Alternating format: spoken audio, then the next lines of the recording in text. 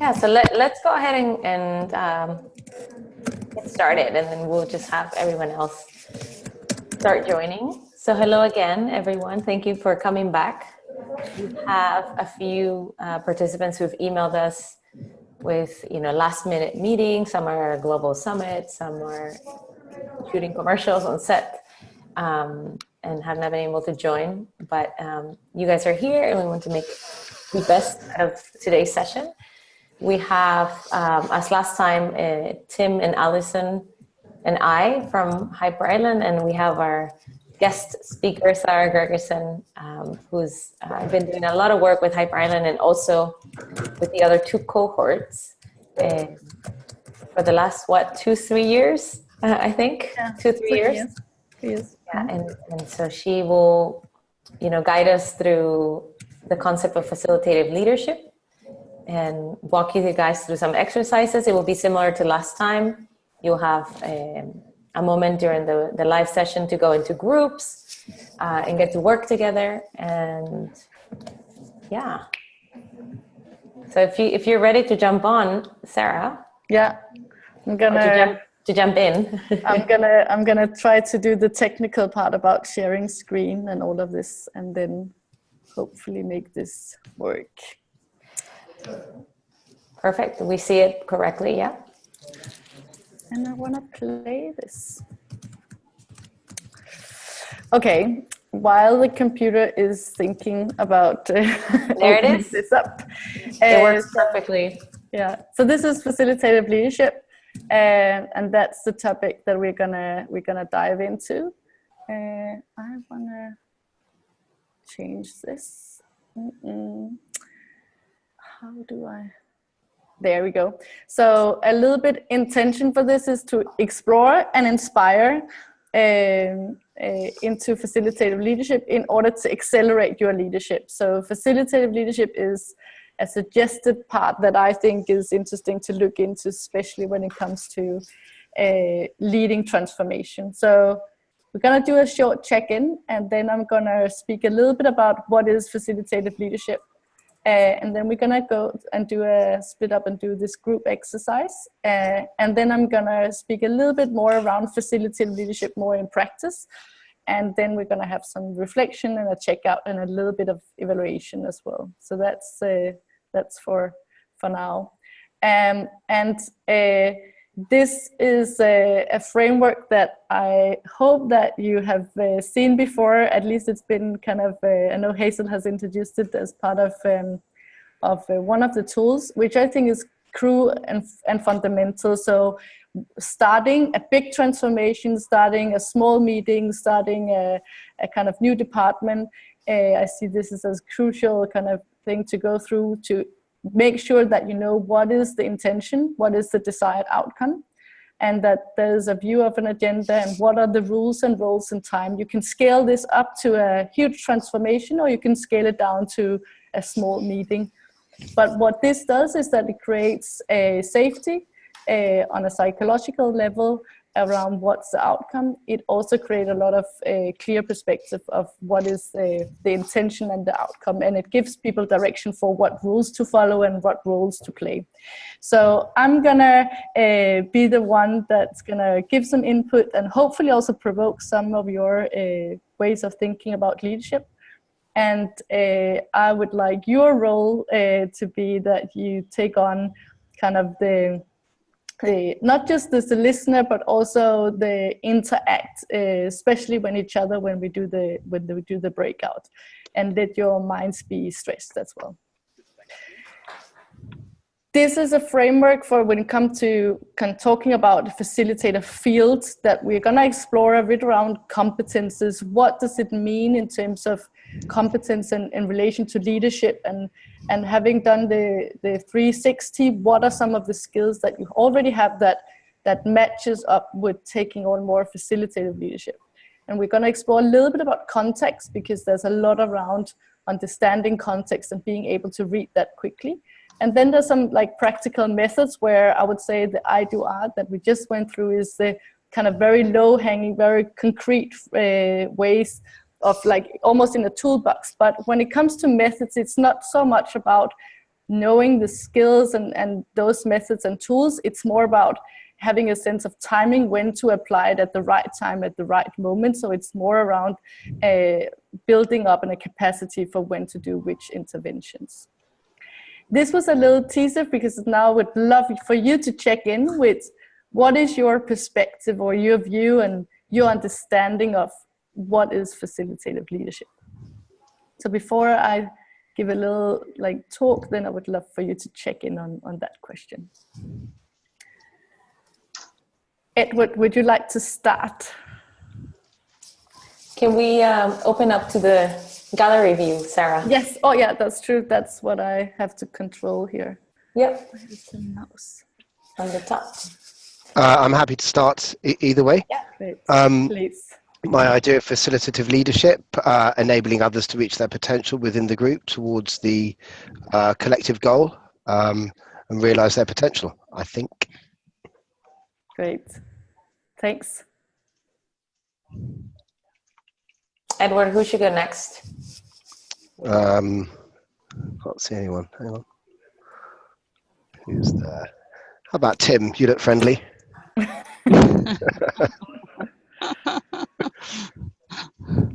Good one, Edward. I think I've lost him. Unmute, that would help. So yeah, as part of the Hyper Island team, I always find facilitation really interesting because actually I'm probably more of a speaker than a facilitator, but I depend completely on good facilitation and good facilitators and people who know how to bring out the best of me and how to organize teams in real time. So I guess I look at this as someone who benefits from good facilitation, and I think it's one of the hardest things to do in the world. I really do. Could you go next?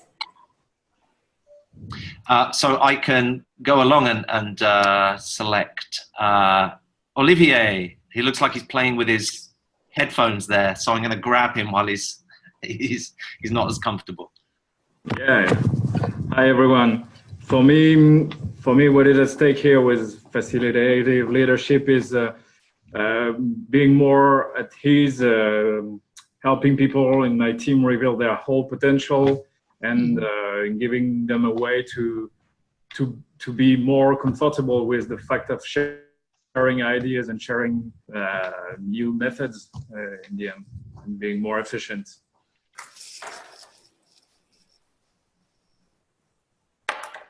Great. Who should go next?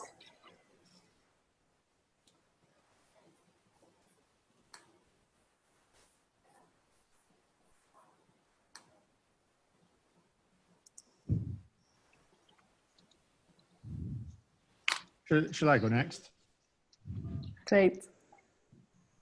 So facilitative leadership for me is around enabling everybody to play to their strengths. So it's understanding who is the best at what and enabling those people to play those roles. So making the most of where somebody has a real strength and facilitating them to play to that strength as you kind of define their that purpose.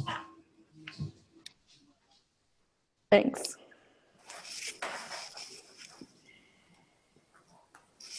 And who's next? How about Jorge?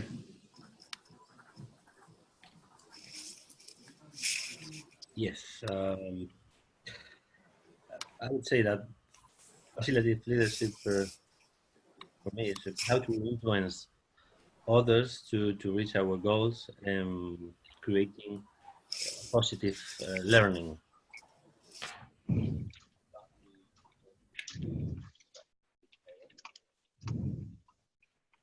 And then can't see anyone else here.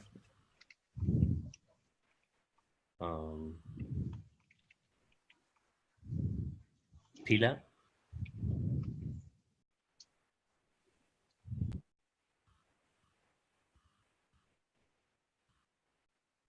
Hello.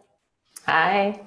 Sorry, I've just joined because I had the wrong link before. Could you just repeat the question, please? Sure. It's around what your perspective on what is facilitative leadership, or how do you see that? Okay.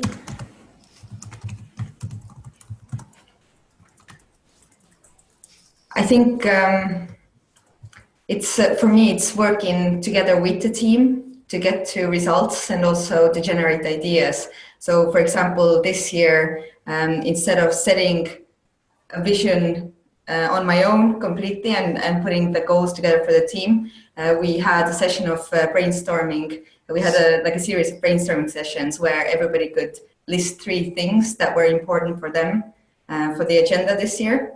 And then we made sure that we incorporated that into the plan for this year as well. So yeah, in a way, working together with the team to get to a direction as well. Thanks. No worries.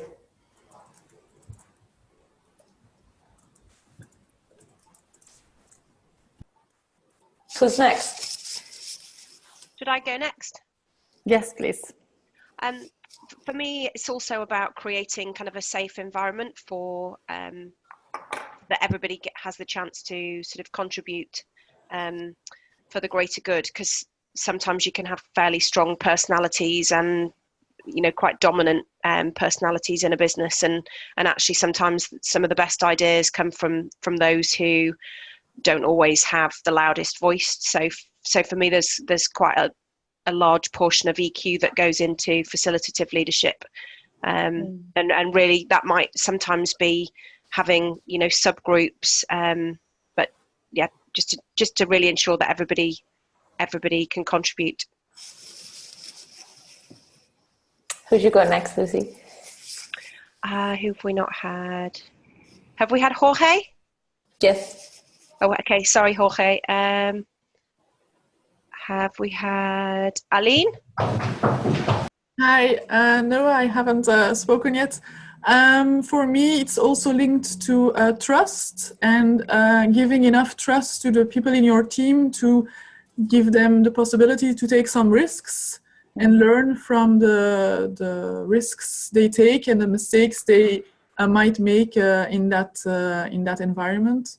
So I think linked to trust and the possibilities to take risks. So important.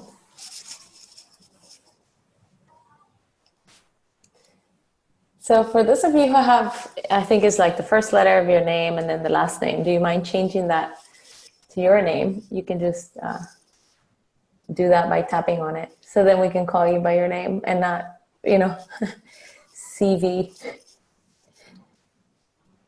or CE Ekman. Mark, have you checked in yet? Or, yeah, who can go? Sorry, I can go. I'm sorry. You go. Go ahead, May. Oh, sorry. Okay. Got very confusing there. So yeah, my thoughts on facilitative leadership is more around like really nurturing potential and understanding the potential of people in a group that you're working with. So many people are needed to now get to one common goal, and how do we use those people and understand the roles they play and give them the ability and the space to be the best that they can.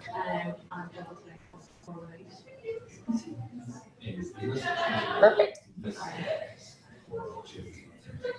Mark, you went like that? No.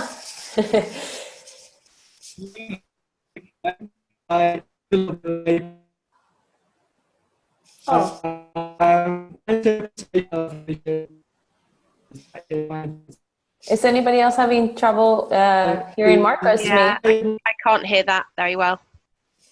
Oh, Mark, try turning off your camera for a second. Maybe that can help you regain bandwidth. Yeah, and now try speaking. Can you say a few words? Oh, I'm sorry. No, we can't hear you. Maybe you just text your check-in in the chat box.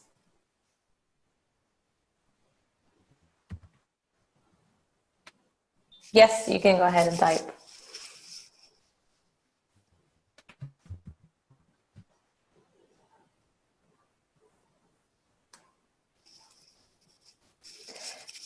Shall we, who hasn't checked in yet? Can you raise your hand? I may say something. I do agree a lot with Aline. I'm not sure about the pronunciation of your name. It's mostly about trust and giving people the possibility to be courageous, because that is quite important for me in our lives. And thinking about me as a leader, I would like my people to know that I'm going to support them all of the time, whatever they're going to do. So that's my opinion on it. Thank you. So Mark says, my interpretation of leadership is being able to inspire and realize the potential of others. Yes. I love that. Thank you. Can I? Yeah, go ahead, James. Yeah. So for me, it's something I've learned in the past is as a leader, my tendency is wanted to be to jump in and help team members facing difficult problems, because I see them struggling, and my natural kind of tendency is to think I'll take on that responsibility and take that problem away from you. Yeah. I've actually had 360 feedback where they've interpreted that as I don't trust them to fix it. And that was an interesting learning for me, because having had that brought to my attention, I can understand how that's their perception.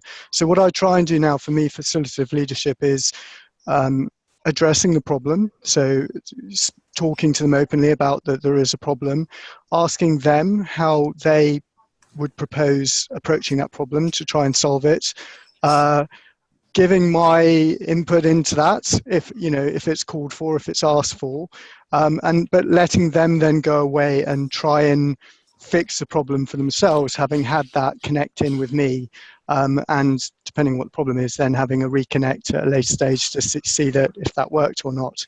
But it's building that framework for letting them propose a solution and giving them the kind of support to go away and try that as a way of tackling the problem.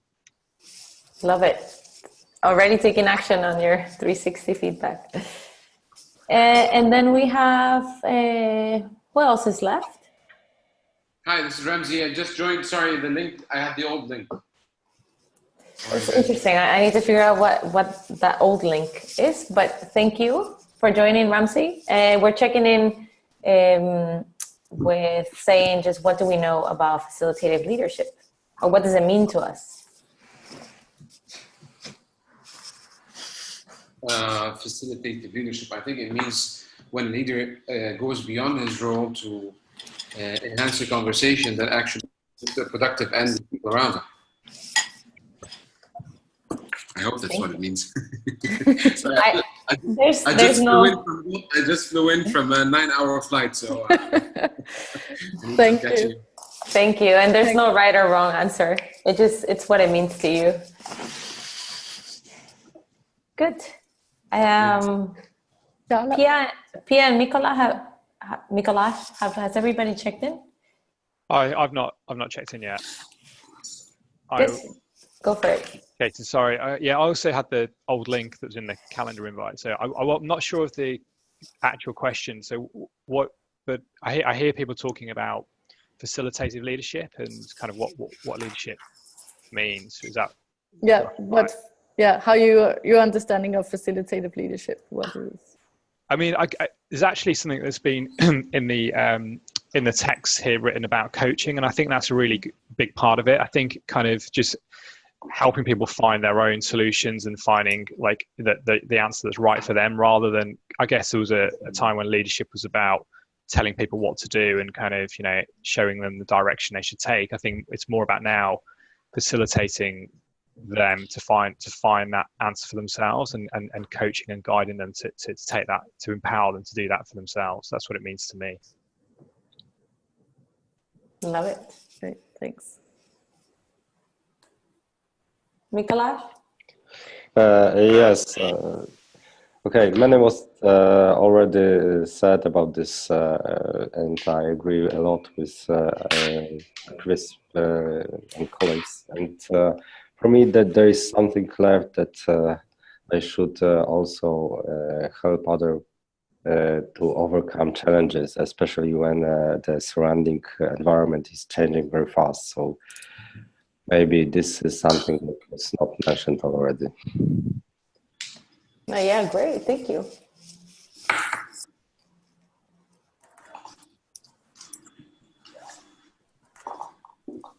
I think that's it, right, everyone? I have one, Charlotte from Sweden. Oh, Charlotte, yes. Sorry. I haven't thought about facilitating leadership like as an expression before, but I think I think it's the core, as people have said here, it's like the core of leadership to facilitate and give everyone's potential a shot, like you can show your potential. And as Lucy said, giving different potentials room for improvement and showing potential. And in that case, I also think about recruiting, like give the team a potential of evolving and development, so you have the right team and the facilitation of that.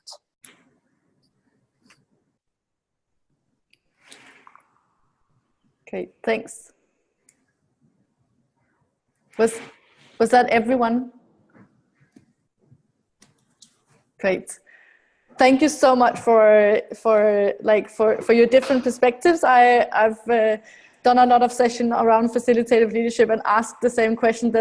It's like so many amazing perspectives, and it's good to connect it back to something concrete, because I have both a huge background in doing lots of practical things with leading transformation in different capacities, but also have some academic background in where does this facilitative leadership comes from, and a lot of us connected with kind of leading meetings or leading processes, but it has also a region in leadership. So I would like to just do a little bit of presentation of where does it come from, and why is it also something that as you speak to becomes more important in kind of involvement in recruitment or involvement in terms of coming with solutions that are a bit more complex. So I'm gonna go for the sharing screen one more time and hope that the technicalities is with us again. Please open up here. Hazel, I know that you also have access. If you can do magic with this, then please, please do. Yeah. Great. Now it just. No, you got it. You got it. Brilliant. So you all have some amazing valid perspectives, and it's not to kind of say that there's any right and wrong. I'm just coming with a perspective rather than to say that this is the thing, but where does it come from? I want to start a different place. I want to start with like who is my hero when it comes to facilitation, and this is also a little bit of a provocation, because that this guy, the Batman, what he does is that he does interventions. He doesn't know what's going to happen, so he kind of sets up a bomb and blows things up, and then he steps back and see what happens. So he's definitely not in control, and that's one of the big shifts in our minds. That when you say, Charlotte, when recruiting, that there's not a single person anymore that can figure things out. So you as a leader doesn't, unfortunately, anymore have the whole story, and therefore we have to look for teams and a much broader complexity of perspectives.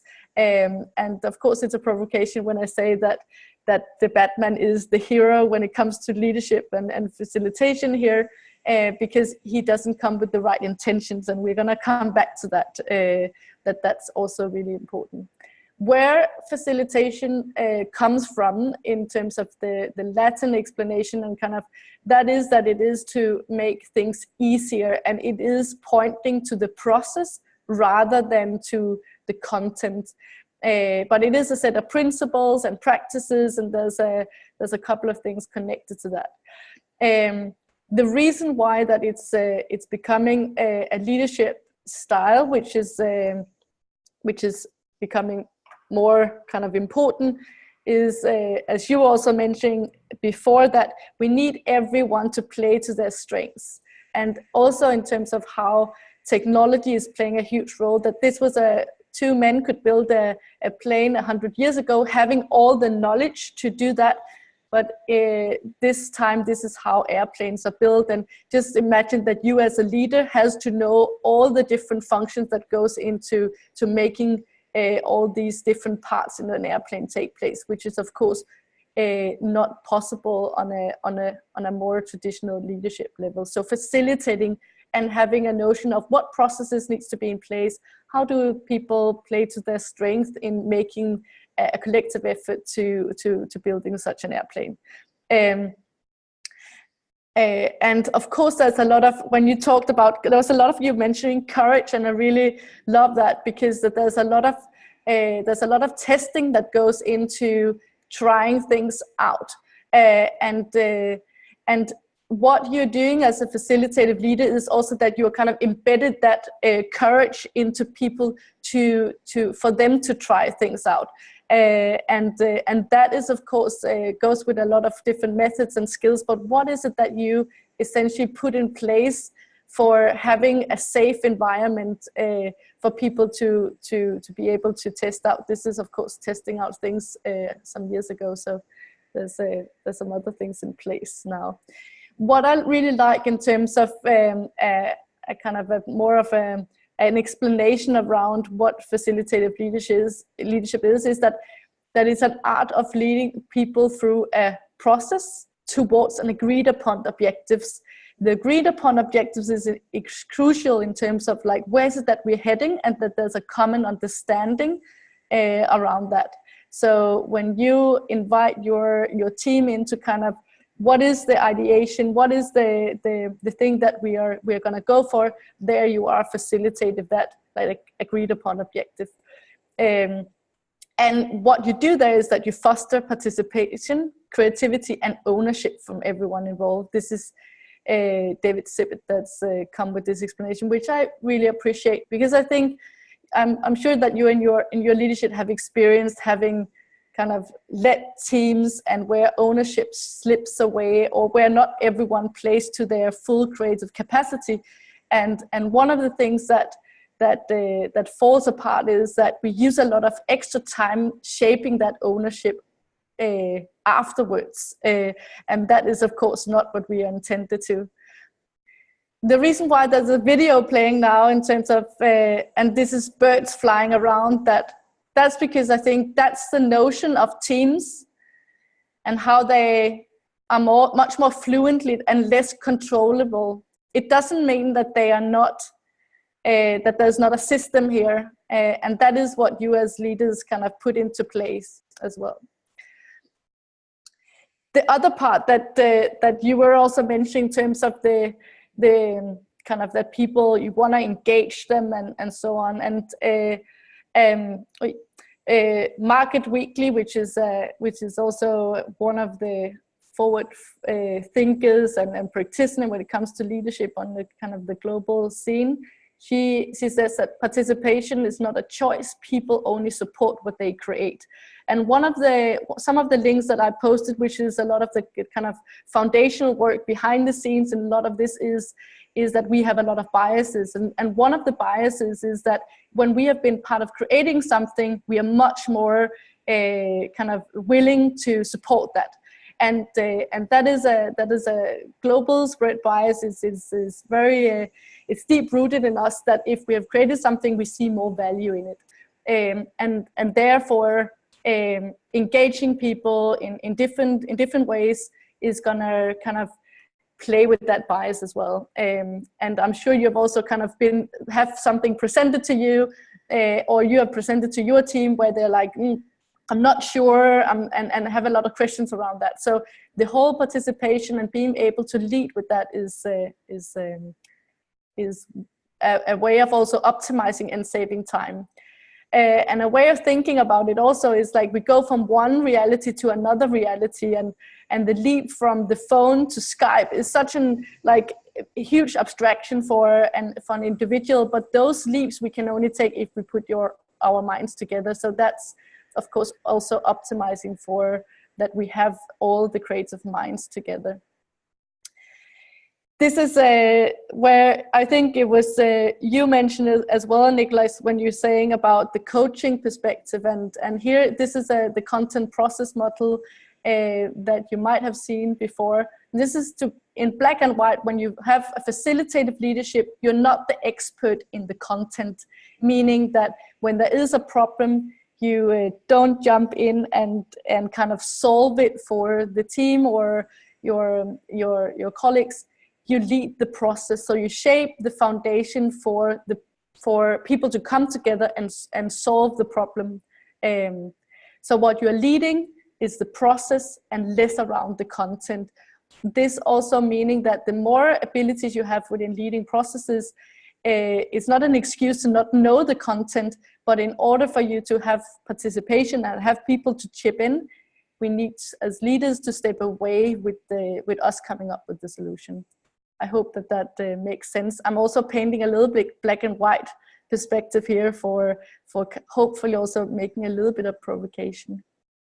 So what you are doing is that you are helping people to see the why, facilitate the agreed upon objective, and it's in order to discover the how together. So that's one of the kind of fundamentals. And you could say that you have, when you are have a more traditional leadership, what you are doing here is that or an expert leadership, you have expert opinions and you have an objective view and there's one truth. And where facilitative leadership is much more neutral, it's about the ownership through enabling, and there's more than one truth. That's basically what it means to have multi-universes, and there's many truths to the solution. Sarah, I'd like to jump in if all right. Please. Two things. One, what I really like your previous slide, because if I bring it back to collective aggregate analysis based on our leadership at DAN profiles, so our 360, we were good at what, but we were not so good at why, and this is actually hitting or bringing the message home on how we could come to the what in a different way and strengthen the why in order to get more so people the feeling that it's not done to them but with them, through them, and there is, you know, a way to express themselves. On the other hand, I was wondering if you were planning of covering as well whether facilitative leadership is for you always more effective, or whether it depends on the situation. And yeah, I just want to hear your answer first before I might go into reply on that as well. Great, thanks for the very direct questions. I have a deep-rooted belief in that facilitative leadership is overall something that we all need to embrace much more. And I think that there's a danger in us wanting to be experts because we want to be recognized ourselves as leaders. So I think that being extremely aware of having 80% of facilitative leadership. And then I would also say that from my own experience in my leadership, there's also times where I've stepped out of facilitative leadership and pointed out what I think needed to take place. I have then the way that I think that's a way to do that without kind of diminishing your facilitative leadership is to be explicit about that's now I take on a different type of leadership and is gonna say that this is what we are gonna do and point out the how as well. But I would lean towards 80% facilitative leadership. We're gonna jump a little bit into push and pull strategies, which you might know from coaching as well. And that's I would say one push and then 5 pulls is the split in terms of kind of balance. So following on from that, Sarah, and you might want to cover it later, is in the digital leadership equation that Lars Bo presented to us. He also showed, and I totally agree with him, how vision is important. Now, I'm not sure vision, whether I would have associated with a facilitative style of leadership, but I might be wrong. I might not getting it. I think there was, I don't know if it was you, Aline, that pointed out at least how you have also created something together with your team. The way that facilitative leadership comes at vision is not so much as the charismatic leader, but more as that the vision is something that is co-owned and has to be co-created in order to kind of establish enough ownership with the vision in a group of people. So I think that's at least that's my perspective on how those two fit together with visionary leadership is often kind of related to kind of charismatic leaders. Can I jump in? Please. So I think a good answer or way that it's used a lot that I see is in a number of different pitches, and we all pitch all the time, obviously, in our business. But some of the best leaders that I've seen have not been subject matter or channel experts, but actually the new business leads who have helped guide towards the end goal, which is obviously delivering the best possible answer to the question that the clients are setting. And they're not necessarily a specialist in programmatic, they're not a specialist in creative, they're not a strategic lead, as it were. But what they're doing is putting together the best parts of the team to realize the ambition of the business. That's it. It's a good example. It's great, and it's a good connection. They have the vision, is what I mean. Yeah. The vision, if you see me. I suspect that they both have the vision, but also are they also know their teammates and know which competences to kind of put in where, and you being leaders in a kind of in a very disruptive with lots of new technologies. You are not able to know all of them, same as the airplane. But what you can become really good at is leading people and leading people to succeed in solving the problems together. Could I join? I work at Isobar as an account director, and I lead both my team, but also like teams for making good commercials. And in that aspect of facilitating leadership, it's really, I think you if you want to have a study on like the core, I think, go to Isobar and watch the creative process. So there we get a creative brief for our creators, the art directors and copywriters. And we don't know anything about creation in that way. We just leave the creative brief, and then we leave them for maybe a week, and then we come back and see what they come up with. And then we have the like a check of quality, or like is this going the right way, and then we get feedback, and then they go back and create, or other specialists as well. And I think I've learned a lot in that process, that it's really hard not to go in and say like, oh, we can't do that and we can't do this. It's really, you have to have a really good brief, and then just give them the chance to make the best out of it. Great. That's another great perspective. And Can I ask a question? Oh yeah, go ahead. Sarah, so when we talk about facilitative leadership, so the examples that I think both Ed and Charlotte shared really land on the facilitator as an enabler, whereas when we tend to talk about leadership and when we talk about vision, our focus is often around achieving not just having a specific outcome that we want to get to, but that person creating or kind of painting a picture of what that should look like.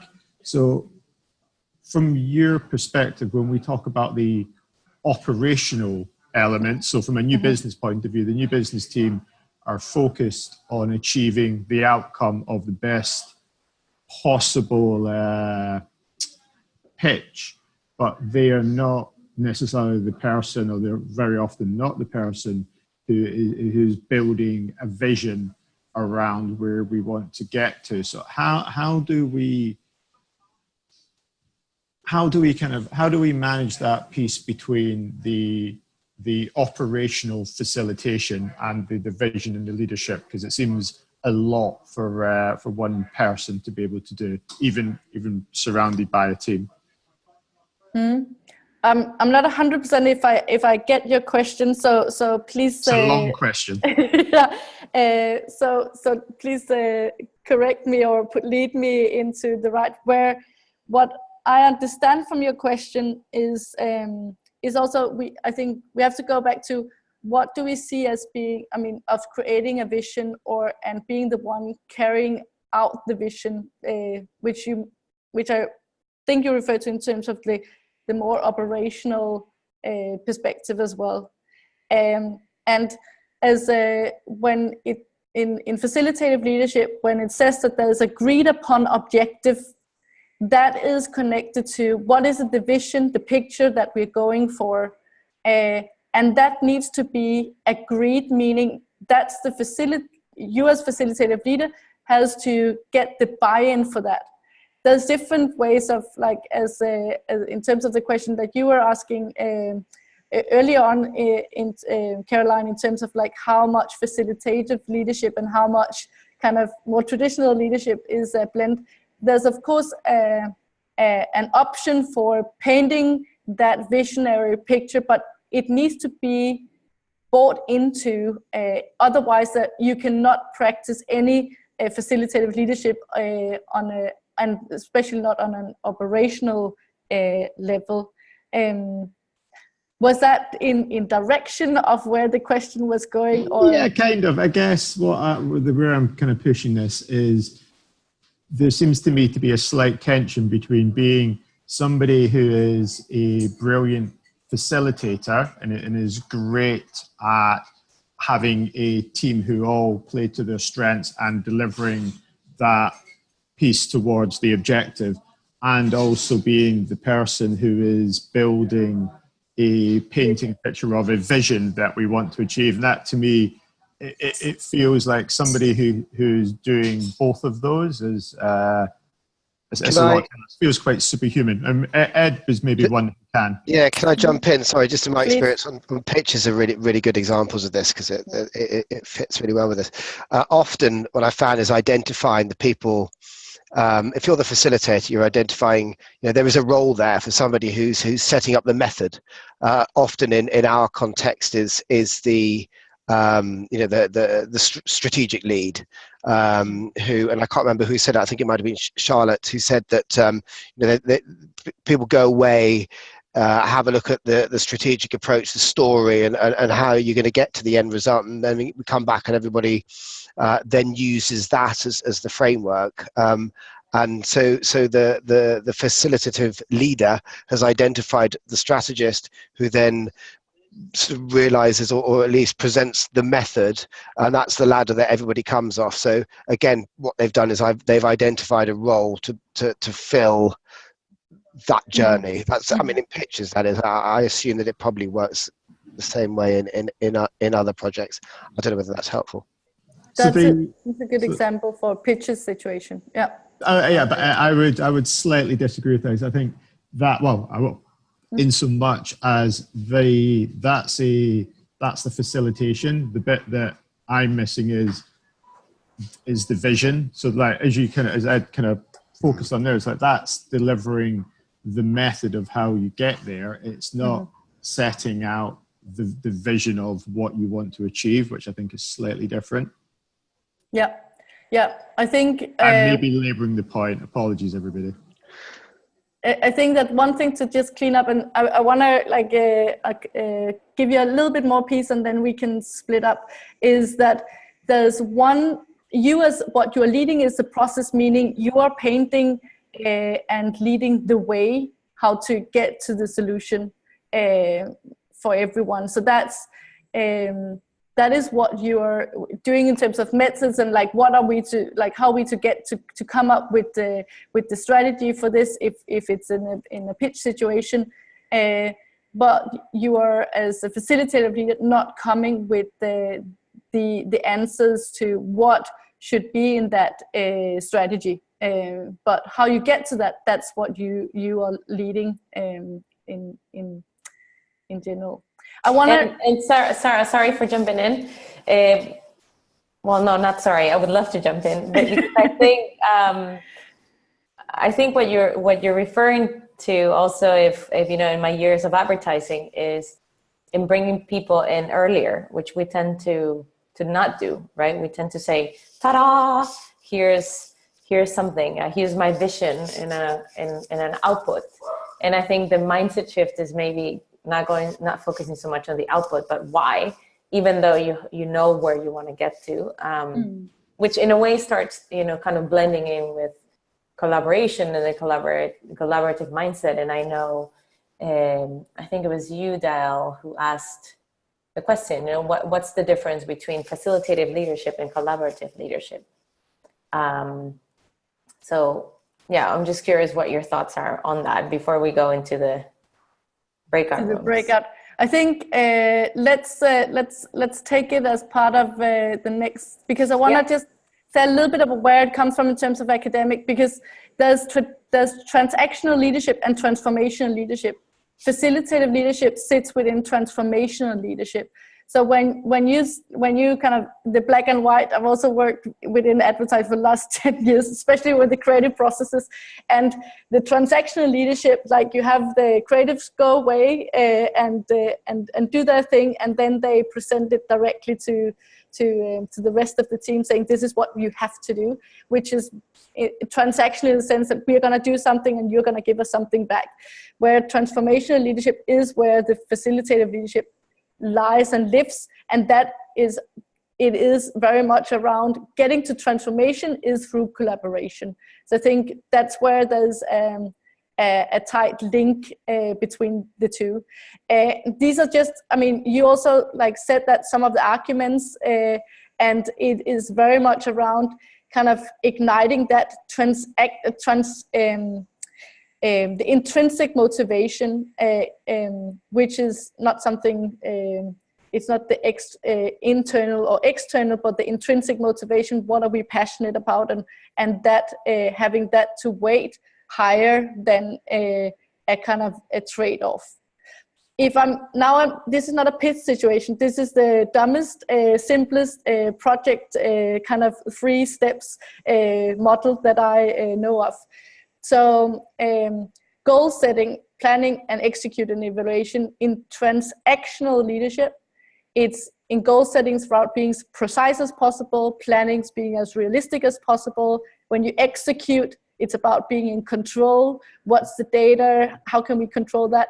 And evaluation, it's about justifying, did we meet the targets? And it's also about assigning blame. It was probably because we brought in the wrong strategist or whatever. Where facilitative leadership, setting goals is around motivating. Planning is much more about communicating what is it that we are doing. And this is where, talking about the vision, this is where the vision comes into play in actually addressing what is it that we are going to do in terms of the planning. And the execution, the mindset, and the way that you build that as a leader, it is much more in an exploration, and the evaluations around learning, getting a feedback loop, so you get to not do the same mistakes again. This is just a kind of black and white framework, but kind of to paint the picture what it is in relation to a more transactional leadership, which we'll often call kind of Sarah, I got a quick question up again. Yes. So I'm absolutely loving this slide. I'm just wondering, in a sector where we constantly under time pressure, do you think facilitative leadership requires more time, or do you invest time at the start and win it back as you go along? Yeah, so really happy for that question, because it feels like it's taking more time because it's taking more time in the beginning. It is, because you put the effort in there with aligning, getting to know like the strength. You as a leader need to invest a lot of time in understanding the context, the people, and there is more effort there. But you're gonna you're gonna get the time back later on. And a lot of the things is that the reason that a lot of us is kind of maybe holding back in terms of jumping into the full-on facilitative leadership is that we do the worst of the worst. We try it in the beginning, and then we see that time is cutting up, and then we start to go into transactional leadership or even management, I would say, in the end of our kind of the project. And then we lose on both sides when it comes to time. Time-wise, you are gonna do things faster, also in the very long run, but there is a time investment up front. Hazel, nice one, thank you. Thanks, and thanks for that question. There's a million thousand things. I could have a session with you for like, many days. So there's a lot of things I don't want to jump into, but I want us to split up now, because now I've been speaking a lot and you have amazing perspectives. So I want to just say one thing, and then we're gonna split you up. So there's two things I want you to do. I want you to think about beliefs, because as I said in the beginning, the joker might not be coming from the kind of the most ethical beliefs when he facilitate a new iteration of a city. But these are some of the beliefs that as a facilitative leader, you should acknowledge that you should have within you. And everyone holds a piece of the truth. Conflicting ideas are normal and healthy. There's more than one right answer. Everyone can be creative. So I want you to think about these beliefs. Do they relate? How do you relate to them? When are there times where you are maybe under time pressure and thinking, everyone holds a piece of the truth? Maybe not, maybe I know better. When does that occur? So that's one thing for you to think about. And then I'm giving you one framework. So when you split up now, I want you to have a look at your I know you've done some 360 profile. Wait, jumping back. And so I want you to have a think about, in relation to your profile and of course the feedback that you have gotten also over time. This is different competences within facilitative leadership. I'm just gonna run through them quickly, and we're gonna keep this up here, and then we're gonna split you up, and I want you to dive into this. So self-mastery is of course, what's your ability to lead yourself, stay professional and stay on focus, and have your own kind of adjustment strategies. Be present and being able to kind of like get attention, but without commanding it necessarily with having a high voice and so, but commanding presence from being present. Relating skills, so a lot around how you relate to people and build rapport and so on. Intervention skills, that's where a lot of the courage that you mentioned in the beginning come into place. When is it that you do an intervention and actually step in, and when don't you do that? But do you have a good sense of when to do that, to step into a team and address a problem? And what are your different ways of doing that? Do you use the same methods every time, or do you have a kind of whole kind of many things to kind of pick from?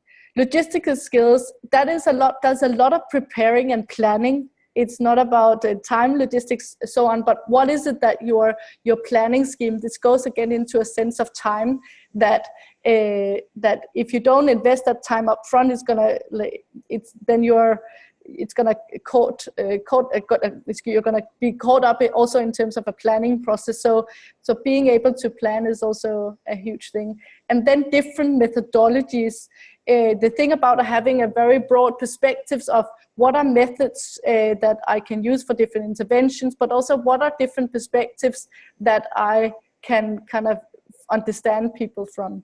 So these are the qualities and competences when it comes to facilitative leadership. So we're gonna break you into groups of 3, talk about the beliefs, how they resonate, and then look into these competences, and please focus on the strengths here. Where do you see that you have strengths in this? And I have pasted a screenshot of this into the Slack channel, so you guys can have access to it while you go into the other rooms. But maybe we wait for a second so that you can take a screenshot as well. I'll take out the side-by-side so you can take it into your group.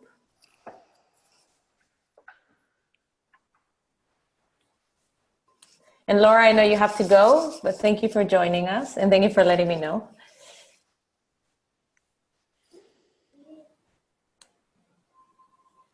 So has everybody been able to take a screenshot or have access to what you're working on?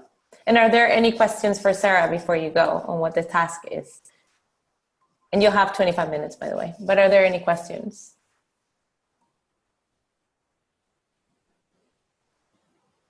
No? Speak now or forever hold your peace. We'll come visit you. We'll come visit you just to make sure that everything is going well, okay? Yeah? 25 minutes, and I'm sending you guys now, magically.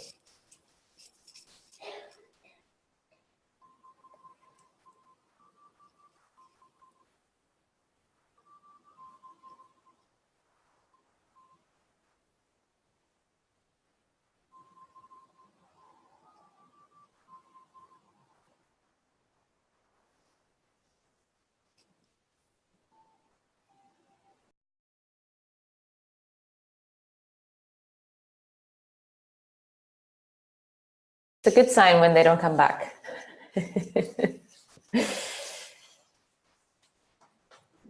Okay, we have everybody back. Sarah.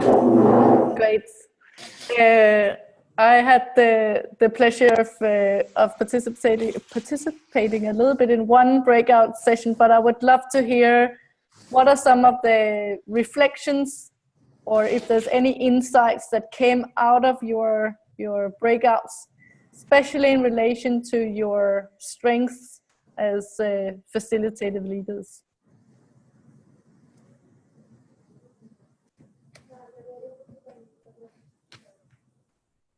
I'll kick off if you like. I don't know whether it was necessarily something that the rest of my group particularly got out of it. From a personal perspective, I was interested in that the conflict point, which we discussed within the group as well, and I had some great angles from Pierre and Nikolai. It was I had historically avoided conflict as much as possible, probably till about a year ago. I think that's perfectly natural. But then over the course of a couple of months, went through a couple of projects where everyone was well behaved and well mannered, but there was a lot of conflict in those groups, which realized some incredible creative outcomes and stuff that I was wouldn't have happened without that conflict.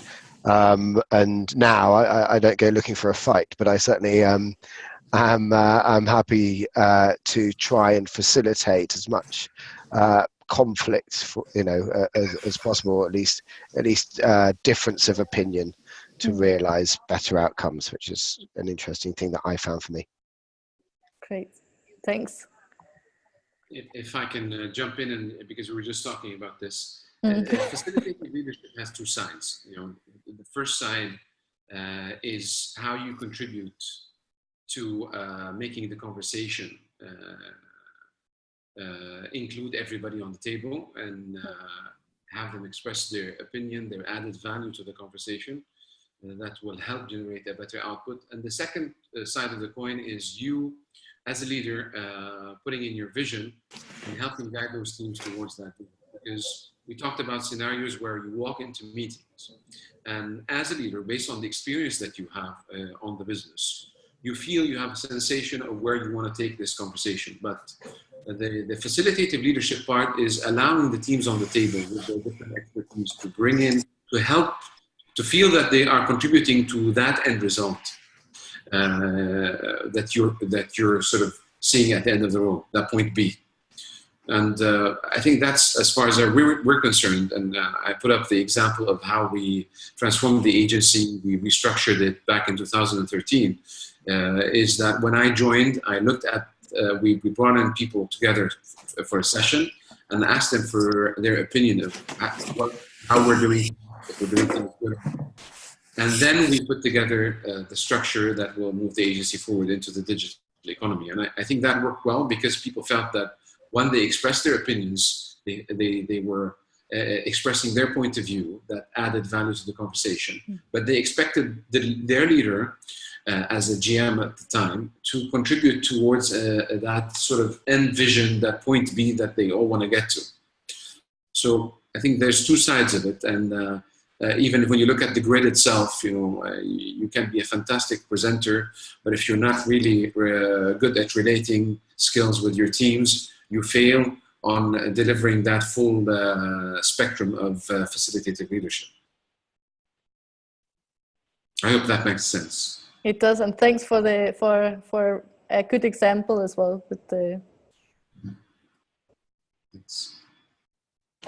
We had a question on the way, precisely coming back to what Ramsey was saying, on the way to deliver this vision. There are so many tools now to do it.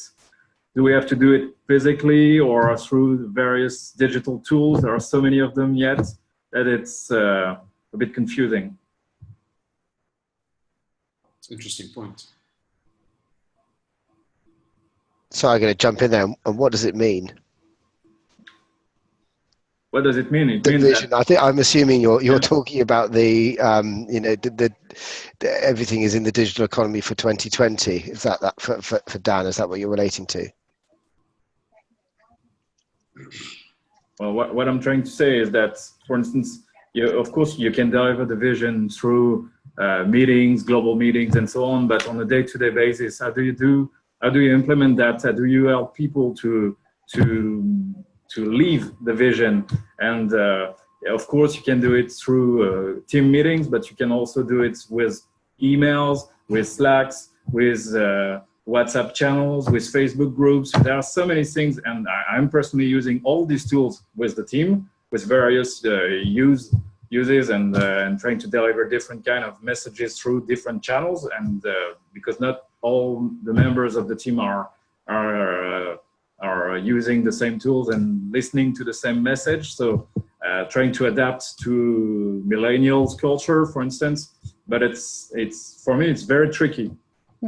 But I think it's about interactions. In our part of the world, and I'm talking about Dubai and the GCC, it takes an average of 9 interactions with a person, with a prospect, with a client, for them to trust you. 9 times. So imagine with your own teams. I think if you're not doing weekly meetings, if you set a big vision meeting, and we did something we call the carrot hour, where every 6 months we set the vision for the next 6 months, where we're going, the key strategic objectives, and how we're going to deliver that with an action plan. So if you're not doing weekly meetings and trickling it down to the seniors on each team, to the client servicing director, to the client partners, and then to the account directors with their own teams, it has to be consistent in how it's delivered. And I love live interactions, whether they're via Skype or via face-to-face. It's always better than doing it through an email.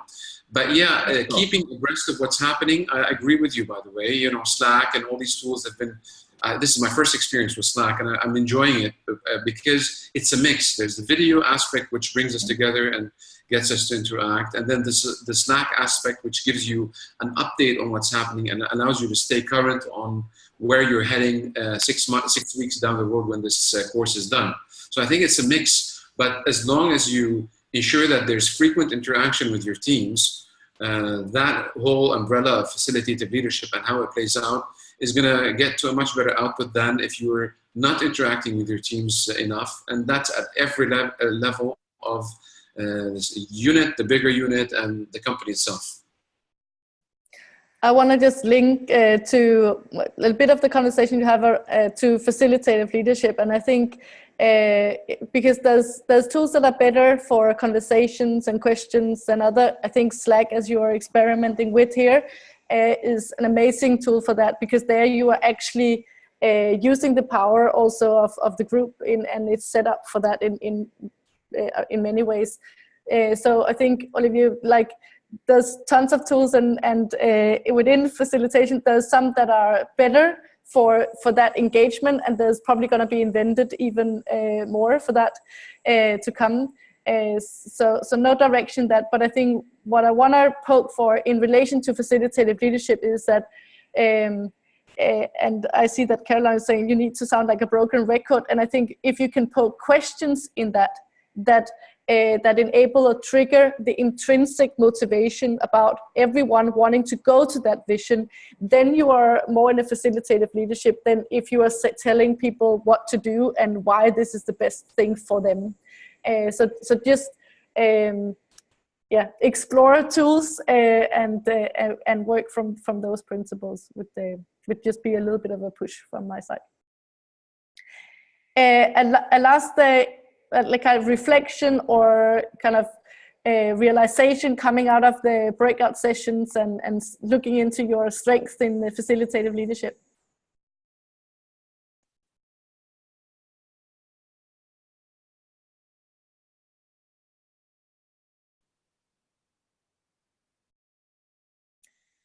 One of the competences as facilitative leaders to be silent for a very long time, but that is also a little bit awkward, but especially here, seeing everyone's faces. What was the question, sorry?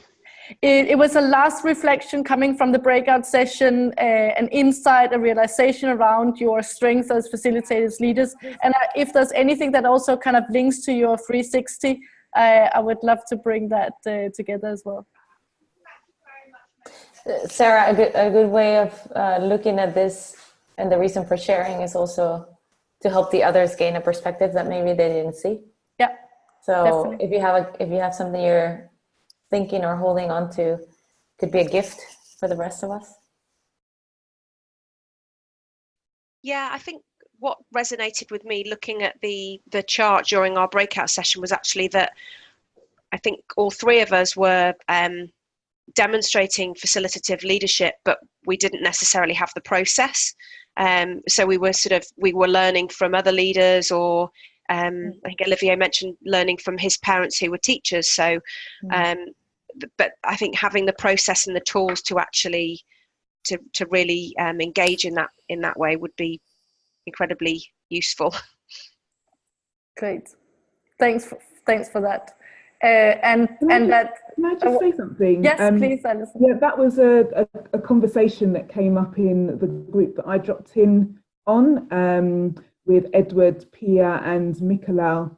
And one of the things that I suggested, actually, in terms of tools, the question was around having tools and processes, the methodologies, and I just pointed to the Hyper Island toolbox. So that's just a reminder. I've put that in the chat. So there's lots of kind of tools and methodologies for team building, for asking questions, for innovation processes. It's just there, you can link to it and you can kind of find different interventions for different situations. And the thing with all of this, particularly within facilitative leadership, is that you're constantly developing, you're constantly building your toolbox. So you'll use a Hyper Island toolbox, you'll find inspiration from other places as well. And as you start to build your toolbox, you'll find that it just grows constantly. But that's a really good place to start. Thank you. Yeah, and thanks.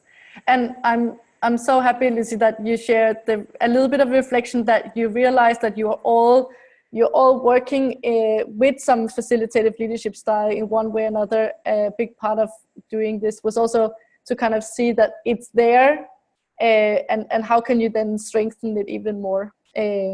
I want to say a little bit more around the practical part before we we end today. So I'm gonna challenge myself and share screen again to go into that part. So what I said earlier on, when also asked the question about, is it always facilitative leadership? And I said there's a mixture of push and pull, where you could say push is transactional leadership. You tell people what to do, and pull is where you have a more facilitative style. So just to be concrete in terms of what are the two different things. Pushing is insisting on a formal structure, so saying this is how we do things, this is how we will do things, this is not going to change. Putting words into people's mouths, saying what you're saying is this, or the role that I see you taking on, or the strategy should be this. Making a proposal, making the decision. I mean, and we do this, and not saying that this is wrong, more experimenting, how can you do less of this and more of the pulling. Making judgment as well, making assumptions, which we do all the time.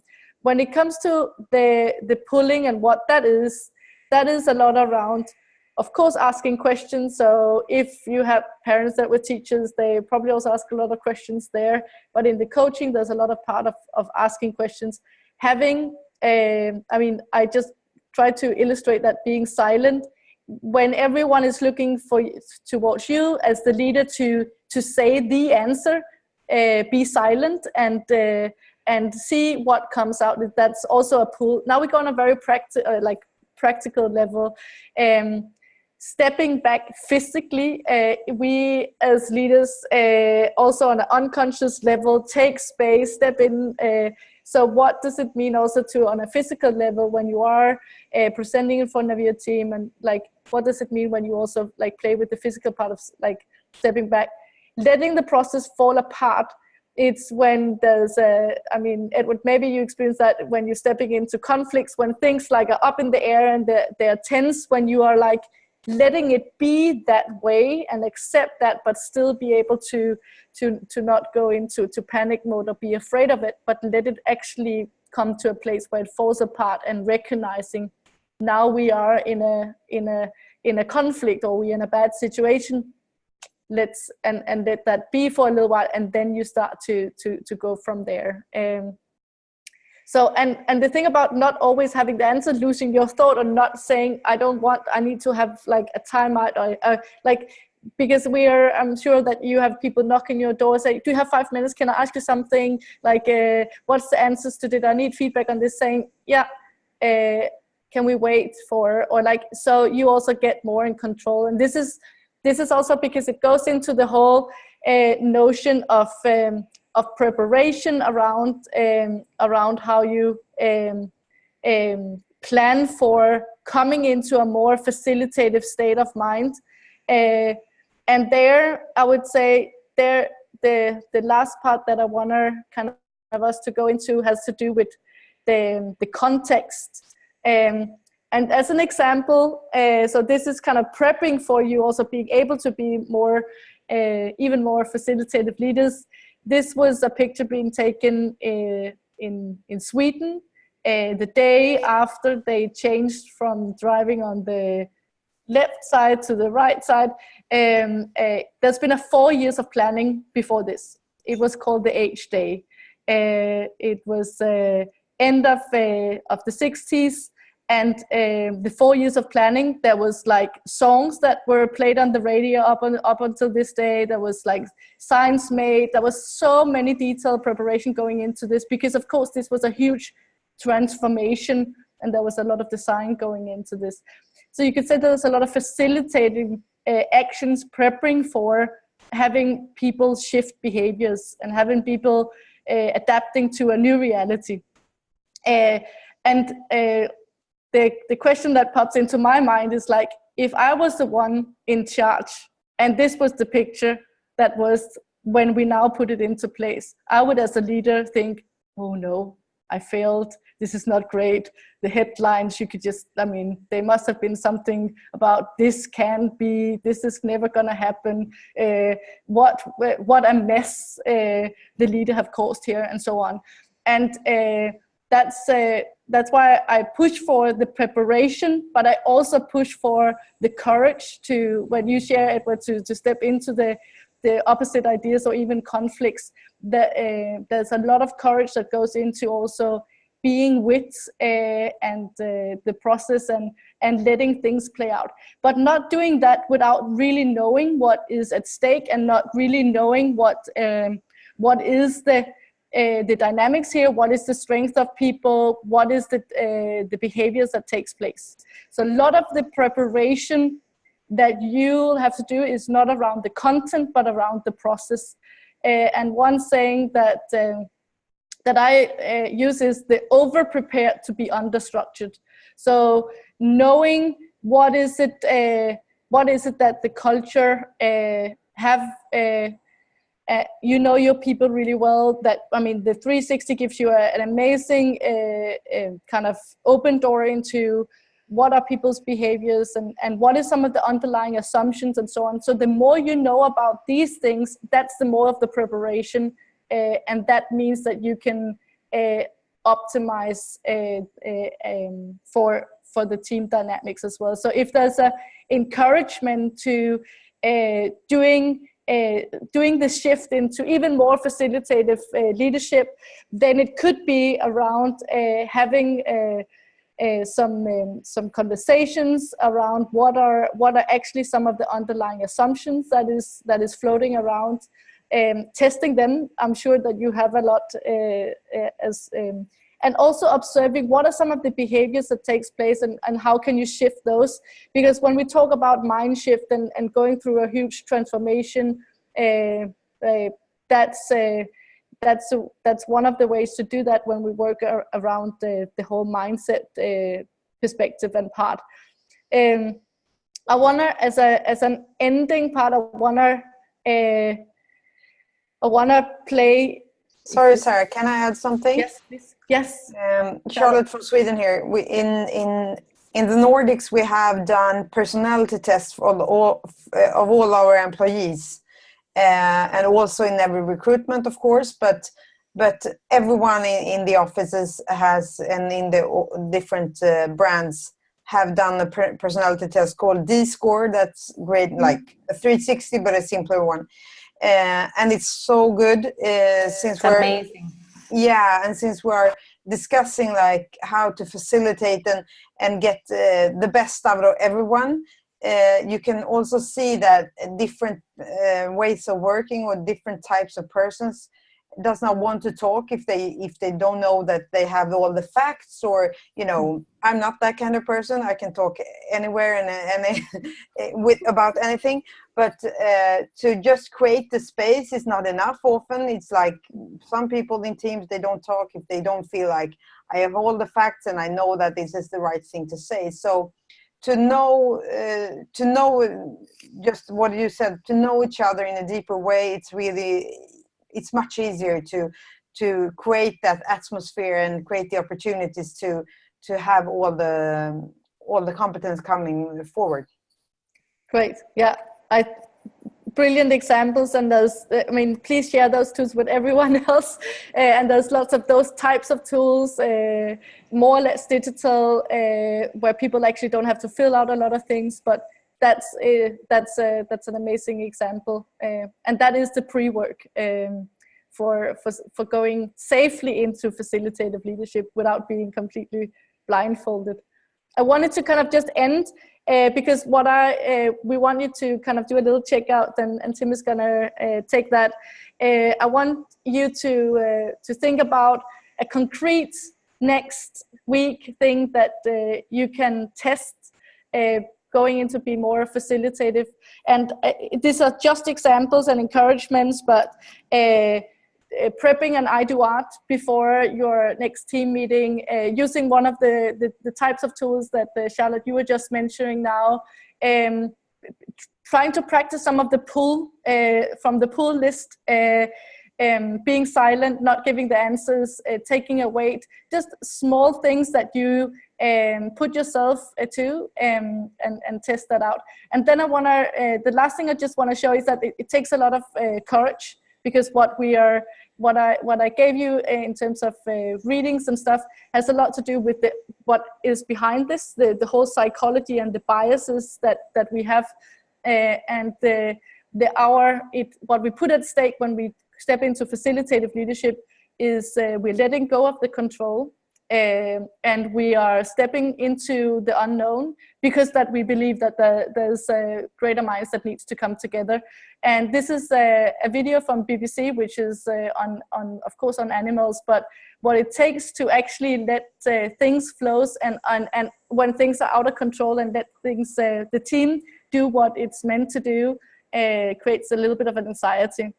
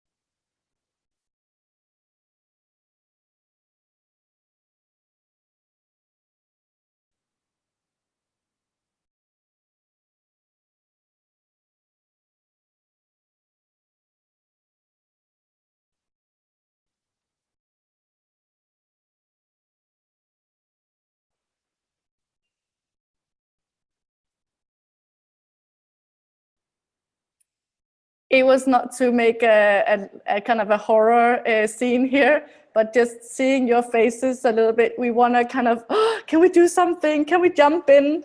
And as facilitative leaders, what we need to do that is a little bit against our kind of normal way of leading often is that we need to step away and be the ones that greets the bird when it has made the jump. So that will be my ending. And please, Tim, you would like to drive the checkout.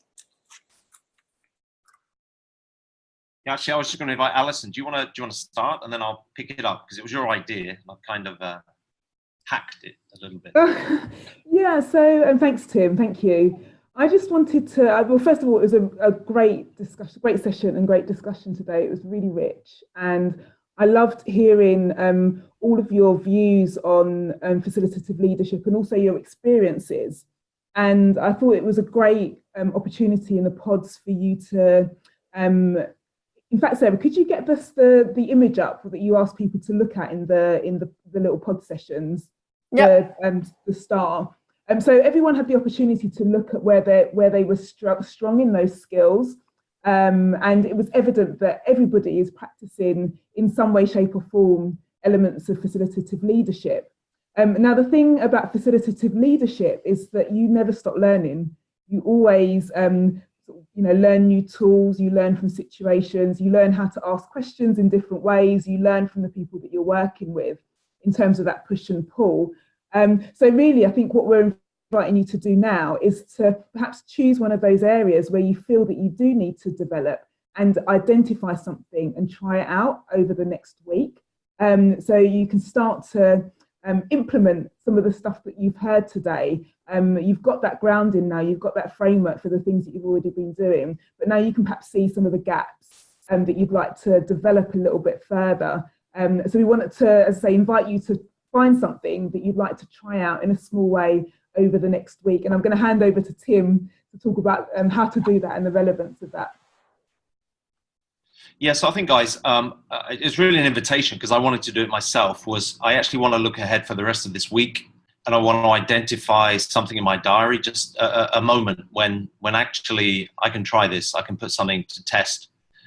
So I'm going to say now, and this will be our checkout. We'd like to invite you as your checkout, just to think about a moment in your week, this week, when you could try something else. So my checkout will be that on Friday, I know that I have a really important ideation session with a group of other Hyper Island people. And maybe you don't know exactly what of these things you want to test, but I really liked when Sarah was talking about listening and just stepping out and actually just really listening to what people say rather than thinking that I've got to jump back in. So in that meeting, I'm going to test it.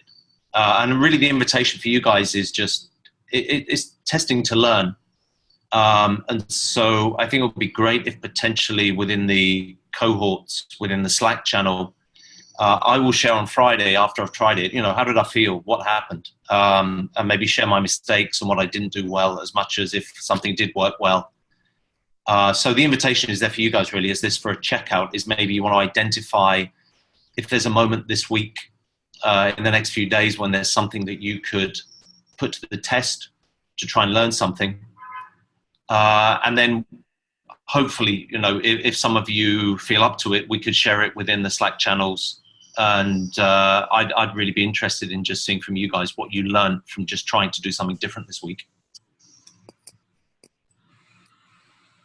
So I don't know who would like to start. I'll open that invitation. If anyone would like to go ahead when you've thought about something, some moment in your week, then maybe you could share it here, and then we'll say check out, and we'll get through everybody individually.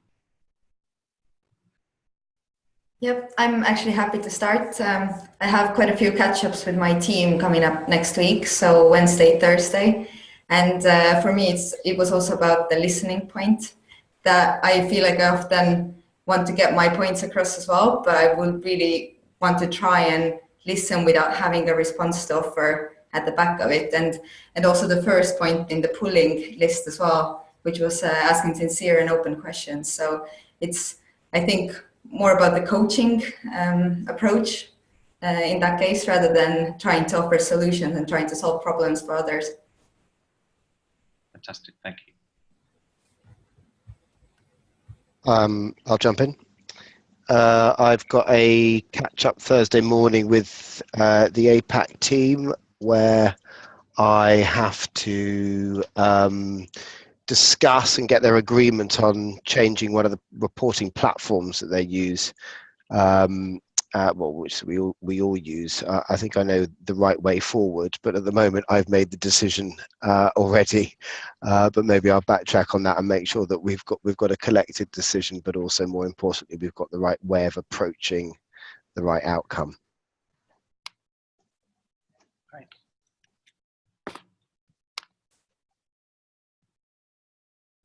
I'm going to jump in. I will have, for the end of the week, I have to prepare the pitch offer just about costs. So I think thinking about logistic skills, how I'm going to manage people in terms of what should they deliver to me on time, is something that I'm going also to test. How am I prepared to this process?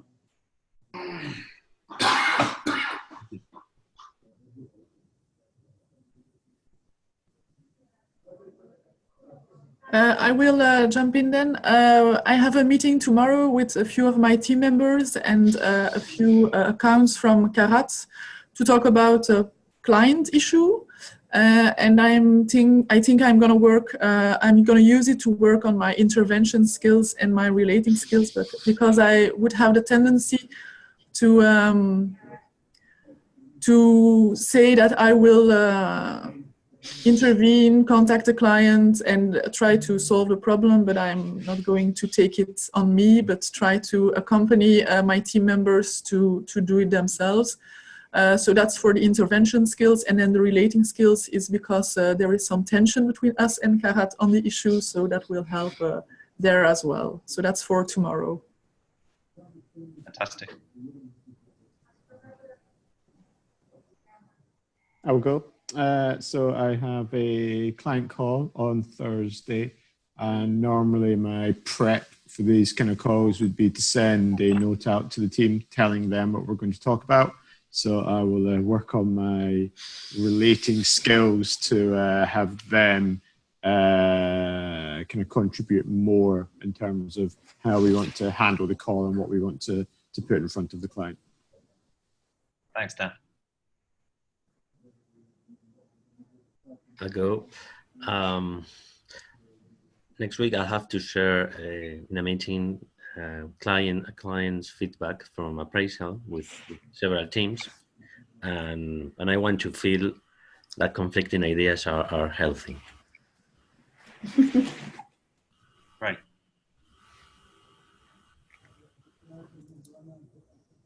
On Thursday, we have a kickoff for Isobar Sweden to set our new processes or our new process, and I will really think about the relating skills and intervention skills, how to present our idea of the process, and also listen to the employees to see their feedback and their thoughts about the process.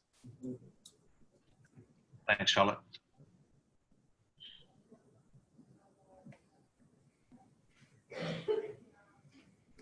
Jumping in.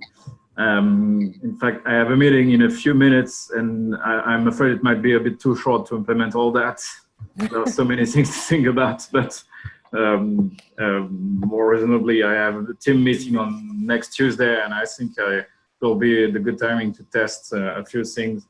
Sort of a business review, just as Aline said a bit earlier. I will try not to give them solutions when they require me to find solutions, but to help them find the solution by themselves.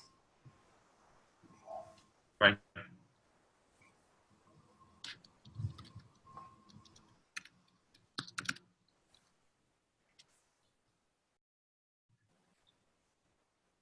Anyone else? Someone's on holiday for the whole of next week. You could try it with the kids if you're on holiday. With the partner, with friends. Who hasn't checked out? Or with the teacher, it seems. Yeah, Edward. Yeah. Actually, I will do my bit. So we have a cohort call with the 2017 cohort on Friday, and I'm practicing very much, how to relate with people in a virtual environment, which I think is the new reality. And I think if I get better in that, I think I will get more from our operating model as well, and from the true collaboration. And I think that's just the new reality. So I like to practice that more and more, and inviting you for feedback. And which, just bear in mind, I'm a human being as well. So be constructive if it's not always, if I don't hit the mark. Thank you up front.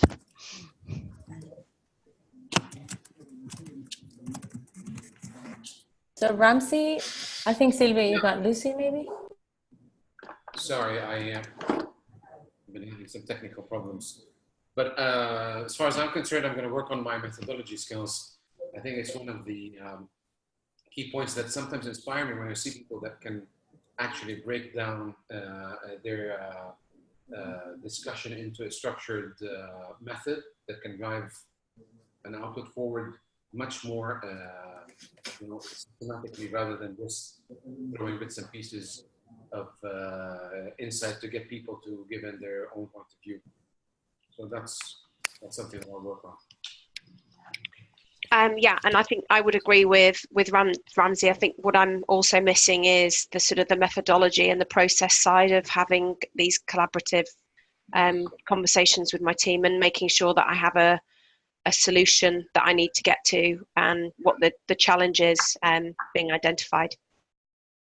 Yeah, I think trainers around the world, you guys from Hyper Island, you know your methodology. And I think one of the things that sometimes we, as leaders, we'd like to get more of is sort of a blueprint in our head that can help us when we're sitting with a team, how to spur conversations, how to facilitate an output that is more productive by following that blueprint without saying we're following the blueprint.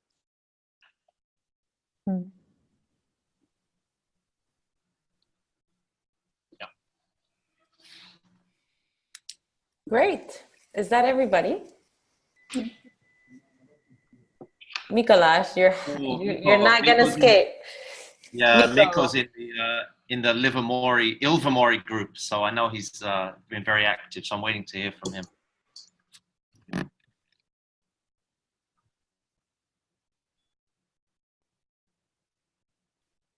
We can't hear you, Miko.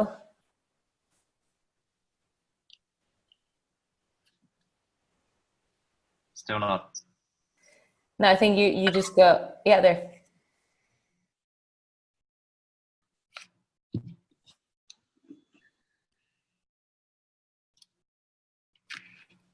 Type it in. Great. So, yeah. Go ahead, Alison. Oh, did we lose Alison?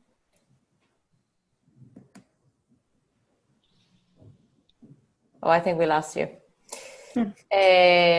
Okay, well, I'll practice methodology at the coming status meeting. Okay, good. So do let us know how it goes. We'll use the Slack channel. So the other thing I wanted to share, well, first of all, thank you, Sarah, so much for being with us today. Thanks. Thank you, everyone, for leaning in, for being here. I know it's hard today to carve out 2 hours, so we really respect and admire that from you. We'll share a task on Friday that you can take on. You'll have 2.5 weeks for that one. I know that a lot of you and us included are going on holiday. And let's use the Slack channel maybe this Friday, as Tim was suggesting, just to share, you know, I tried this. Here's what worked, here's what I learned, and here's what probably I sucked at. So that there's a lot of learnings for everyone else on those too. All right. Well, thank you, and we'll see you on Slack. Bye-bye, everyone. Bye. Bye-bye. Bye, thank you. Thanks, everyone. Bye. Thanks. Bye.